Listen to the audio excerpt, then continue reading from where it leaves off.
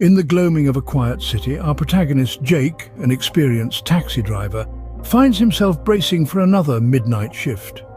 The evening air buzzes with an unfamiliar tension, and the city's usual clamour has dwindled to an uncanny silence. As he cruises through the city outskirts, a call pierces the quiet. A voice, barely more than a whisper, echoes through his taxi. "I need a ride." Jake's instincts tell him there's something unusual about this call, but he dismisses the feeling. "Where to?" he asks, meeting the voice's request with a question. "Just drive," comes the cryptic response, and then silence. As Jake navigates the desolate streets, a figure appears under a flickering streetlight. The figure's attire, reminiscent of a bygone era, and the chilling aura surrounding him send a shiver down Jake's spine. The figure, a man obscured by darkness and a wide-brimmed hat, enters the taxi wordlessly. Jake once again asks, "Where to?" The man responds only by pointing into the distance. As they journey into the city's unknown territories, Jake can't shake off the feeling of transporting a spectre. The eerie silence is occasionally broken by the haunting call of the wind. "Are we almost there?" Jake queries, unable to contain his growing unease. The passenger, in his ghostly whisper, replies, "Not yet. We have to make a stop first." Guided by the enigmatic passenger, Jake finds himself in a misty cemetery, its headstones weathered by time and trees resembling skeletal fingers reaching out from the ground. The passenger exits the taxi, leaving Jake to witness his strange communion with the shadows and the wind. The passenger returns and they continue their journey, driving through landscapes that increasingly resemble a twisted, spectral world. Their journey ends in a clearing with the infamous Hawthorne House looming in the distance. Jake's heart hammers in his chest as the passenger finally reveals his request. "I need you to enter the Hawthorne House with me." Jake's mind races with tales of the mansion's dark history. The request is chilling, yet the passenger's presence compels him to consider it. Tune in next time, dear listeners, as we unravel this spectral story in The Ghostly Passenger Part 2. A vibrant city twinkles under the soft glow of a setting sun. Bustling streets echo with the harmonious symphony of life. Among this cacophony, a taxi, vibrant yellow against the concrete grey, weaves through the labyrinth of traffic. The day is ordinary, the hour glorious while also mundane, until the unforeseen strikes. Suddenly, a blinding flash, a deafening collision. The world seems to hold its breath as the yellow taxi, a steady presence on the streets, now becomes a twisted sculpture of metal and glass. The symphony is silenced, replaced by the eerie sound of alarm. Inside the taxi, the driver and passenger are stunned, trapped in the wreckage. Hearts pound as they wait, confused, contorted, and feeling unidentified aches and pains.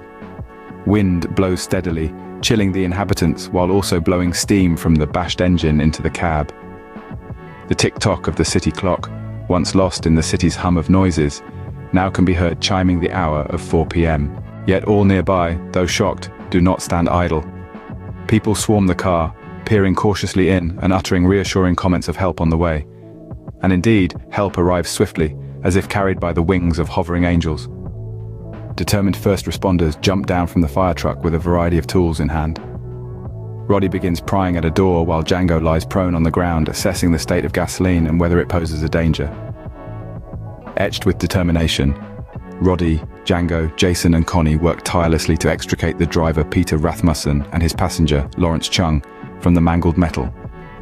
Peter and Lawrence remain suspended in the sideways taxi, hearing the jaws of life motor fire up as the saw begins to work. The roar of the motor has a feeling of urgency that pressing beyond the discomfort, creating more anxiety while they hang uncomfortably crumpled within. Meanwhile, the city watches, its heartbeat synced with the unfolding drama. Strangers whisper prayers, their hearts heavy. Each rescue effort, each sign of movement from either Peter or Lawrence give them hope. After what feels like an age, Peter and Lawrence, battered but breathing, are freed from the wreckage. They are taken away, sirens blaring, to the sanctuary of the hospital. The voices of hundreds of bystanders rise up to a roar of praise and joy, though the echo of the accident lingers in the air and the evidence in the form of the mangled taxi reminds them all of the preciousness of each moment. In the days that follow, both driver and passenger recover from their respective injuries. Peter's concussion, and a broken right wrist is treated, and he rests comfortably with the hand of his wife, Mabel, squeezed in his left hand. Lawrence, the younger of the two, has more injuries to recover from: a gash over his left eye, a severed ligament in his shoulder, and 3 broken ribs, yet he is relieved and grateful. Everyday heroes are around us, and not just traits of the extraordinary. What is ordinary? Is there such a thing? Peter and Lawrence survive and thrive, victims of poor and hasty driving, yet safely restored to their lives. The passenger turned to him, his face still obscured by shadows. "I have a request, and it's of the utmost importance. I need you to enter the Hawthorne house with me." Jake's eyes widened in terror. He had heard stories of the mansion's malevolent history, tales of dark rituals, strange disappearances, and restless spirits. The request was insane, but there was something about the passenger's presence that Jake couldn't refuse. "What do you want inside that place?" Jake finally managed to ask. The passenger's voice grew even colder, more haunting. "I need to retrieve a locket that contains my beloved's soul. I've been trapped in this world for centuries, and the only way to set her free is to find that locket." Despite every instinct screaming at him to flee, Jake agreed to accompany the passenger into the dreaded Hawthorne house. They ventured through the overgrown garden, crossed the creaky, decaying porch, and entered the mansion. Inside, the air was heavy with a sinister presence. Dust danced in the moonlight that filtered through cracked windows, and the walls whispered ancient secrets. Jake and the passenger navigated the darkened halls, searching for the elusive locket. As they delved deeper into the mansion's depths, the malevolent history of the place became all too clear. The house seemed alive, its walls shifting and groaning, as if it were determined to keep its secrets hidden. Ghostly apparitions flitted through the shadows, their mournful wails filling the air. Finally, the passenger stopped in front of an ornate mirror in a long-forgotten chamber. It was there, in a dusty old jewelry box, that the locket was hidden. The passenger's fingers trembled as he retrieved it. "The time has come," he said, voice heavy with emotion. "My beloved soul will finally be free." As the locket was opened, a brilliant light burst forth, illuminating the room.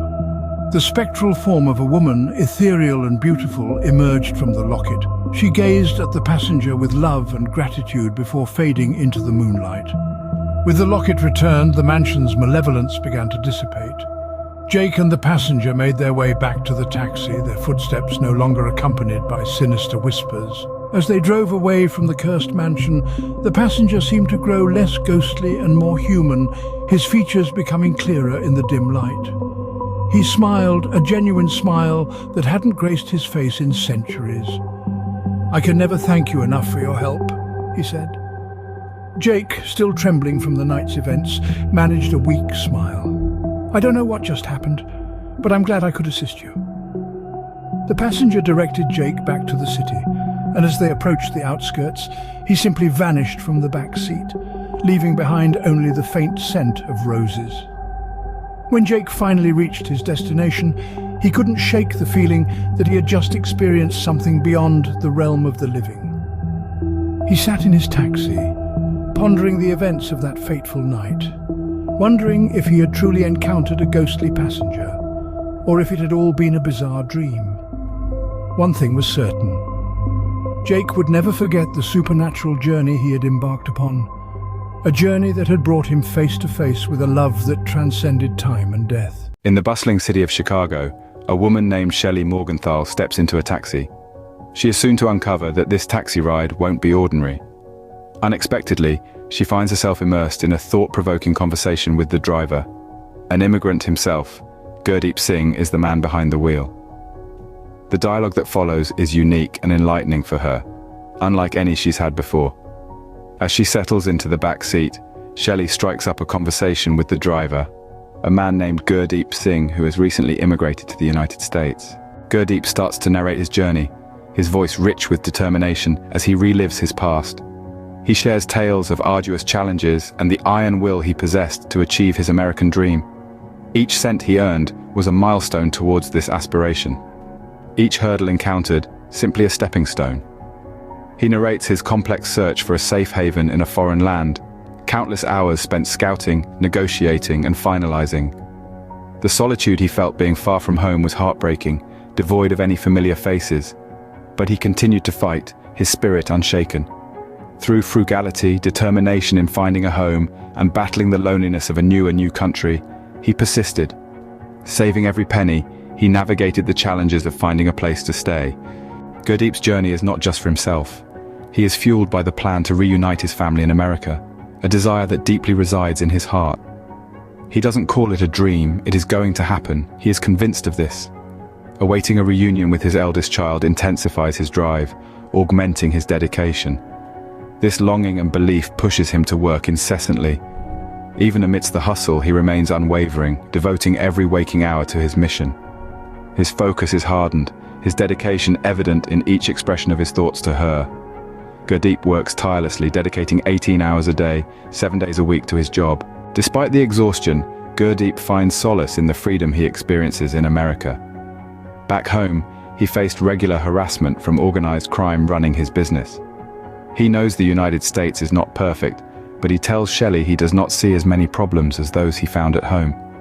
Each day, his feelings of liberation cement themselves in his heart. He aches for his family, but he cherishes this fresh start. He enjoys the opportunity of meeting different people and engaging in lively conversations. In exchange, he embraces the challenges it brings. The long hours, however, do take a toll on him. Brief joys come in short conversations with his family now and then. Gurdeep cherishes the ability to enjoy a coffee at any moment. He marvels at the access to consistent food. The pleasing scent and warmth of the coffee and the coffee shop's quiet times become a welcome break, where he immerses himself in the intricate world of National Public Radio using some used earphones left in his backseat by a passenger. These broadcasts offer him a wealth of knowledge, helping him with his learning of English. Essentially, he transforms waiting time into a learning opportunity. As the taxi arrives at Chicago O'Hare Airport, Gurdeep steadies himself. Despite frequent travels, goodbyes can stir a sense of loss. Today's journey was a happy one, marked by an unexpected connection with his traveler, Shelley. He turns to her, gratitude etched on his face, and thanks her for her kindness. Shelley's eyes soften. She is glad to have met him too. Their fleeting interaction, simple yet profound, is a memory they will cherish. The warmth of their brief meeting lingers even as they bid each other farewell. As Gurdeep drives away from the airport, Shelley waves, a farewell that leaves an indelible mark. Their encounter, however brief, reminds her of the power of human connections. Reflecting on the day's events, Shelley can't help but notice Gurdeep's radiant, infectious grin as he fades from view in his brightly colored car. We hope you enjoyed this story of Gurdeep Singh, an honest man working hard to bring his large family together again in America. Please like if you so choose. It helps us assess what stories you like best, so we can constantly improve what we provide to you, our dear listeners. Subscribe so you receive those notifications when new content drops. Thank you, one and all. Have you ever made a decision you immediately regretted? Picture this. A woman arriving at LaGuardia Airport in the dead of night, 1:30 to be precise. The dark sky is pierced by the harsh airport lights, casting long shadows over the tarmac. The biting cold of the New York winter seeps into her bones as she steps out into the snow-covered cityscape. She's been traveling for hours, her eyes heavy with fatigue, her body yearning for the comfort of a warm bed. A long line of weary travelers stands between her and a ride to her hotel. The minutes tick by, each one colder and more unbearable than the last. The snow swirls around her, sticking to her coat, her luggage, her very soul. Her patience wears thin, her desperation grows. And then, an opportunity presents itself. An unmarked black vehicle pulls up. Out of sheer desperation, she gets into it. As soon as the door closes behind her, she realizes her mistake. An unsettling silence fills the unmarked black vehicle as it speeds away from the airport. The locks on the backseat doors are broken, adding a layer of unease to the already tense atmosphere. The vibrant city lights of New York, usually a comforting sight, seem distant and elusive, like a mirage fading into the cold, snowy night. The driver, a figure shrouded in the dim dashboard light, is belligerent. His intrusive demand for cash echoes repeatedly in the confined space, each question amplifying her anxiety. She clutches at her jewelry, the cold metal against her skin a chilling reminder of her vulnerability. She chides herself for her rash decision, her mind racing with grim scenarios. The ride is a blur. The snow outside whirls into a white haze, the city's iconic skyline obscured behind the curtain of falling flakes. The car seems to be headed in the wrong direction, away from the heart of the city. Her heart pounds in rhythm with the wipers sweeping away the relentless snow, each thud a testament to her escalating fear. But then, just as despair threatens to consume her, the city finally comes into view. The towering skyscrapers glittering against the dark sky, the hustle and bustle of late-night New York, all reassuringly familiar. The relief is fleeting, but it's enough. It has to be. As her heart pounds in her chest, the city finally comes into view. She breathes a sigh of relief as they pull into a familiar part of the city. But her ordeal is not over yet. The driver, with a tone that's far from friendly, demands payment in cash. She reaches for her purse, only to discover that her ATM card isn't working. An icy knot of fear settles in her stomach as the driver's impatience turns into hostility. He bangs on the window, his words, sharp and threatening, shattering the silence of the early morning. She fumbles desperately with another card, praying for the machine to cooperate. Time seems to stretch on, every tick of the clock echoing her growing panic. Then finally the ATM disgorges the money. She hands it over, her fingers trembling with relief and exhaustion. With the money finally in hand, she steps out into the cold, snowy night. The hostile glare of the driver a chilling reminder of the night's harrowing journey. Snow blows into her leather loafers as she trudges down the street, dragging her rolling bag behind her. The night is cold. The streets of New York are blanketed in a thick layer of snow. Each step is a challenge, yet she continues on, driven by the promise of warmth and safety. The bright lights of Times Square flicker in the distance, a beacon guiding her through the blizzard. She can almost feel the warmth seeping from the tall, glittering buildings. Imagine the comfort of a soft bed and the quiet hum of the city through the window. As she nears her destination, the W at Times Square, her heart skips a beat. Her steps quicken, the weight of her bag forgotten. The towering hotel looms above her, a monolith of safety amidst the chaos of the city. She steps into the lobby, shaking off the cold, the tension easing from her shoulders. The elevator ride to her room feels like an eternity, her mind replaying the night's events. As she slides the keycard into the door, a sigh escapes her lips. The room is warm, welcoming. She sheds her snow-dusted coat, kicks off her damp loafers, and collapses onto the plush bed. Her heart rate finally slows as she steps into the safety of her room, leaving the cold, chaotic night behind.